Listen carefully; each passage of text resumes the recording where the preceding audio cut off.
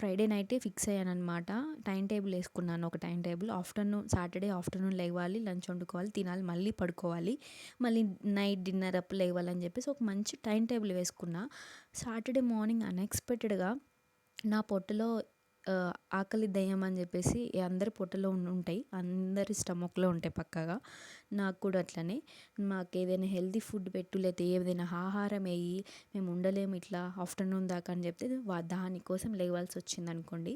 ఇంకా లేచి ఎప్పుడు దోశ, ఇడ్లీ, పూరి, తొక్క ఇవన్నీ మనకెందుకు, సింపుల్గా టేస్టీగా తినేసి గమ్మల్లే పడుకోవాలి, టైం వేస్ట్ అని చెప్పేసి గోధుమ రవ్వ ఉప్మా చేసుకుంటున్నా. చాలా డేస్ అవుతుంది, ఒక 1-2-3 వీక్స్ నుంచి దోశ, ఇడ్లీ తిని తిని బోర్ కొడుతుంది.